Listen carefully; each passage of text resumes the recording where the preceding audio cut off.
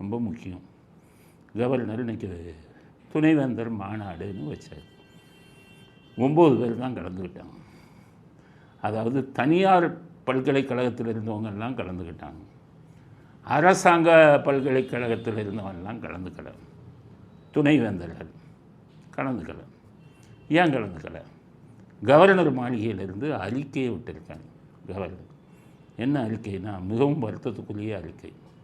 Governor இங்கே போயிருக்கார். இங்கே இந்த கம்யூனிஸ்ட்காரங்க இந்த தீக்காரங்கெல்லாம் போய் கவர்னர் மாளிகையில் போய் போராட்டம் பண்ணியிருக்காங்க.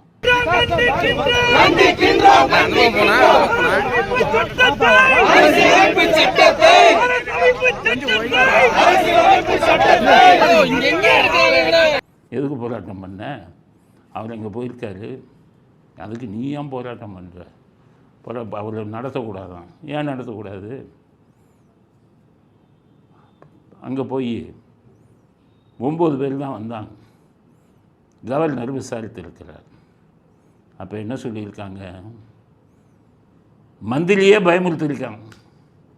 உயர்கல்வித்துறை மந்திரி கோய் செழியனா, கவர்னர் மாளிகை அறிக்கை, உயர்கல்வித்துறை மந்திரியே ஒவ்வொரு துணைவேந்தரையும் கூப்பிட்டு மிரட்டியிருக்காங்க, ஆளே இருக்க மாட்டேன் அப்படின்னு. எவ்வளவு கீழ்த்தரமான அரசியல்! ஒரு கவர்னரை கூப்பிடுறாரு, அதுக்கு வரக்கூடிய அதிகாரிகளை ஒரு துணைவேந்தர்லாம் எவ்வளோ பெரிய போஸ்ட்டு, மந்திரி கூப்பிட்டு மிரட்டுறான், தொலைச்சி போடுவேன், உயிருக்கும் உத்தரவாதம் இல்லைன்னெல்லாம் சொல்லியிருக்காங்க. அதுக்கடுத்தது போலீஸை வச்சு மிரட்டியிருக்காங்க துணைவேந்தர்களை. கவர்னர் மாளிகை அறிக்கையாகவே விட்டிருக்கார் governor மாளிகையிலிருந்து. Unfortunately, in this conference, state universities are not participating because they have informed me, even in writing, that they have been warned by the state government not to participate. As of now, one of our vice chancellor is in police station. Some vice chancellor have reached Uti, and something unprecedented happened. It never happened before. There was a midnight knock at their doors, where the secret police, a special branch of the state, went and told them, if you participate in the conference, you will not be able to go home and meet your family. ஒரு துணைவேந்தரை விசாரணைக்கு வான்னு கூப்பிட்டு police ஸ்டேஷனுக்கு கூட்டிகிட்டு போயிருக்கான். எவ்வளவு இப்போ மற்றவனுக்கெல்லாம் என்ன மரியாதை? நம்ம பொதுமக்கள்லாம் எவனுக்கு என்ன பாதுகாப்பு? ஒரு வைஸ் சான்சலரை, ஒரு துணைவேந்தரையே போலீஸ் ஸ்டேஷனில் ஒரு 3ஆம் தர மனிதன் மாதிரி கொண்டு போய் பயமுறுத்தியிருக்கானா என்ன அர்த்தம்? சில துணைவேந்தர்கள் வந்து ஊட்டிக்கு வந்துட்டாங்க, வந்து லாட்ஜில் தங்கியிருக்காங்க. கதவை தட்டுறான் போலீஸு, போனனா உயிருக்கு உத்தரவாதம் இல்லைன்னு சொல்கிறான். கவர்னர் தான் சொல்கிறார். அதுக்கு பயந்துக்கிட்டு ஊட்டிக்கு வந்த 2-3 பேரை பயந்துக்கிட்டு அங்கேருந்து கிளம்பிட்டாங்க. இதுதான் எவ்வளோ கேவலம் பாருங்க. ஒரு ஜனநாயக நாட்டில் யார்கிட்டடா ரவுடித்தனத்தை காமிக்கிறீங்க? வெக்கமாக இல்லை உங்களுக்கு? ஏன்னா நாங்கள் ஒரு கவர்னர் வந்து உங்கள் 3ஆம் தர ஆளுன்னு நினச்சேன், உன்னுடைய எதிர்க்கட்சி ஆளுங்கன்னு நினச்சிங்களா? இப்படி போட்டு மிரட்டி வெறும் 9 பேர் வந்திருக்காங்க. வந்த உடனே இப்போ 4 வக்கீல்களுக்கு 5 நட்சத்திர ஹோட்டலில் விருந்தான் ஸ்டாலின். 4 வக்கீல் இவங்க தான் சுப்ரீம் கோர்ட்டில் போய் வாதாண்டாங்களாம், கிழிச்சான். 4 நம்ம தமிழ்நாட்டில் இருக்கிற ஒரு வக்கீலும் வாயை திறக்க மாட்டான்ப்பா உச்ச நீதிமன்றத்தில். அங்கே கோடி வக்கீல் அவங்கள வச்சுக்கிட்டு பேசிக்கிட்டு இங்கே இருக்கிற 4 வக்கீலுக்கு விருந்தான். வைங்க, வெக்கமாக இல்லையா உங்களுக்கு? மசோதாவை போட்டு சட்டத்தை போட்டுட்டு இந்த வெஸ்ட் பெங்காலில் இப்போ வந்து அம்மா சட்டம் போட்டுச்சு, நான் தான் வேந்தர்னு.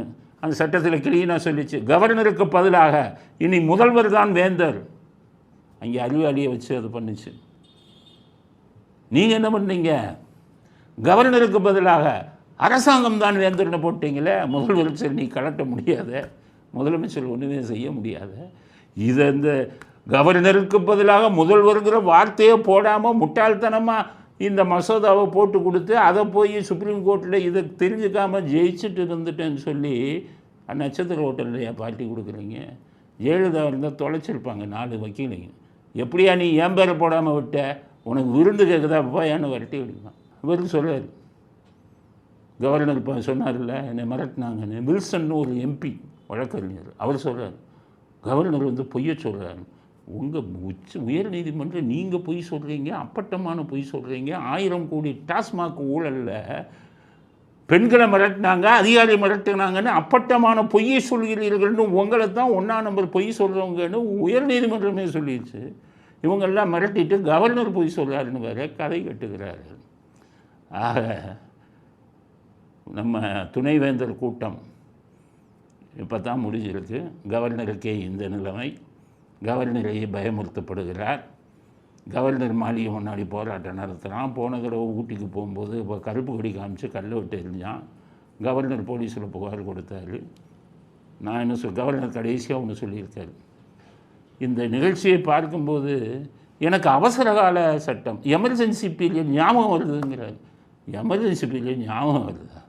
இந்திரா காந்தி போட்டு பொலன்னு பொழந்தது எமர்ஜென்சி பீரியடில். நீங்கள் ஆட்சியை கையில் வச்சுக்கிட்டு வேடிக்கை பார்த்துக்கிட்டு இருக்கீங்க. எமர்ஜென்சி மாதிரி கூட்டிகிட்டு போய் கைகால ஒடிச்சா தானே பயப்படுவான். இந்திரா காந்தி எமர்ஜென்சி போய் கம்பேர் பண்ணலாமா கவர்னரு? எமர்ஜென்சியா? அவன் துண்டக்கானான் துணியக்கானான்னு போட்டு கையை ஒடிச்சு காலை ஒடிச்சு இடுப்பு எலும்பை ஒடிச்சு இன்னமே ஜென்மத்துக்கும் வாயை திறக்க மாட்டேன். இந்திரா காந்தியை பற்றி பேச மாட்டேன், இது மத்திய அரசாங்கத்தை பற்றி பேச மாட்டேன்னு அடி வாங்கி வெளியில் வந்து ஒவ்வொருத்தனுக்கும் இவர் கருணாநிதி அப்பா நம்மளை விட்டான், இந்த தான் நமக்கு விழுந்துருந்தா என்ன ஆகும்? நம்மளே பிடிச்சி தள்ளி விட்டு அவ்வளோதான். அப்படி இருக்கும். போட்டு அடி வாங்கினானே அப்படின்ட்டு அடி வாங்கிட்டு அவ்வளோ பேர் ரிலீஸ் ஆகி வந்து தலைவான்னு வந்தான். வந்தோடனே நீ கவலைப்படாதடா, உன் பேர் என்ன, நீ இனிமே மிஸ்ஸா கணேசன்டா, உன் பேர் என்ன கணேசன் தானே, உனக்கு மிஸ்ஸா கணேசன்னு பட்ட பேர் கொடுக்குறாண்டா. மிஸ்ஸா ராமசாமி, மிஸ்ஸா கோவிந்தசாமி, அடி வாங்கினவனுக்கு பூரா மிஸ்ஸான்னு பட்டத்தை கொடுத்தார். அதுதான் எமர்ஜென்சி. அந்த எமர்ஜென்சி போல் இருக்குன்னு சொல்லாதீங்க. பிடிச்சி உதைங்க, கைகால உடைங்க, அப்போ தான் இந்த கூட்டம் அடங்கும். பயமுறுத்துகிறாங்கல்ல, காவல்துறை பயமுறுத்துகிறான்னு சொல்கிறீங்களே கவர்னர் அவர்களே, உங்களுக்கு அதிகாரம் கையில் இல்லையா? நீங்கள் ஒரு ஐபிஎஸ் அதிகாரி தானே, ஒரு கவர்னராக இருக்கீங்கல்ல. மினிஸ்ட்ரி ஆஃப் ஹோம் அஃபேர்ஸ், மத்திய உள்துறை, அவங்களுடைய கண்ட்ரோலில் தானே இங்கே இருக்கிற ஐபிஎஸ் எல்லாம் வராங்க. எந்த போலீஸ் ஸ்டேஷனில் பயமுறுத்தினானோ அந்த மாவட்டத்தை சேர்ந்த எஸ்பியை பிடிங்க, அந்த கமிஷனரை பிடிங்க. எங்கெங்கே ஊட்டினா எஸ்பி தான் வரும், இல்லை கோயம்புத்தூர்லேருந்து வந்திருந்தாங்கன்னா கமிஷனர் வரும். எந்த அதிகாரி சம்பந்தப்பட்ட சரக போலீஸ் ஸ்டேஷனில் துணைவேந்தர்களை மிரட்டினானோ அந்த ஐபிஎஸ் அதிகாரிகள் மேலே உள்துறை, மத்திய உள்துறைக்கு புகார் கொடுங்க. அங்கேருந்து கூப்பிட்டு வாஜ்பாய் கூப்பிட்டார்ல கருணாநிதியை கைது பண்ணியிருக்கும்போது 4 ஐபிஎஸ் அதிகாரிகள் இங்கே அனுப்புன்னு, அது மாதிரி கேளுங்க, சஸ்பெண்ட் பண்ணுங்கள். உங்களுக்கு அந்த அதிகாரம் இருக்குது. எல்லா ஐஏஎஸ் ஐபிஎஸ் அதிகாரிகளும் மத்திய உள்துறை அமைச்சகத்தில் தான் வராங்க. அங்கே உடைங்க, 4 ஐபிஎஸ் ஆஃபீஸரை காலி பண்ணுங்கள். தைரியம் இல்லையே? இந்திரா காந்தினா தொலைச்சிருப்பாங்களே. அதனால் எந்தெந்த காவல்துறையினர் துணைவேந்தர்களை பயமுறுத்தினார்களோ அவர்கள் சம்பந்தப்பட்ட உயர் அதிகாரிகளை மத்திய உள்துறைக்கு புகாராக எழுதி அவர்களை பதவியை விட்டு தூக்குங்க. உங்கள் அதிகாரத்தை காண்பித்தால்தான். இல்லாவிட்டால் மத்திய அரசாங்கம் என்று ஒன்று இருப்பதே நாட்டுக்கு கேவலம். நீங்கள் அதிகாரத்தை பயன்படுத்த தெரியாதவர்களாக இருக்கிறீர்கள் அப்படிங்கிறத மிகவும் வருத்தத்துடன், கவர்னருக்கே இந்த நிலையா, இப்படி ஒரு ரவுடி கூட்டம் பண்ணிக்கிட்டு இருக்காங்க. அதனால் இப்படி ஒரு இது நாட்டுக்கே கேவலமான விஷயம். கவர்னருக்கு அதிகாரத்தை பயன்படுத்த தெரியவில்லையா? இல்லை கவர்னருக்கு தான் பயன்படுத்த தெரியல. நீங்கள் துணை ஜனாதிபதி போனீங்களே, போய் அமித்ஷாட்ட சொல்லுங்கள், இந்த மாதிரிலாம் பண்ணுறாங்க, மிரட்டியிருக்காங்க. அமித்ஷா உடனே அவங்க மேலே நடவடிக்கை எடுங்க, சம்மந்தப்பட்ட அதிகாரிகள் மேலே என்பதையாவது எடுத்து சொல்லுங்கள் அப்படிங்கிறது துணைவேந்தர் விஷயத்தில் நமது அடுத்த கருத்து.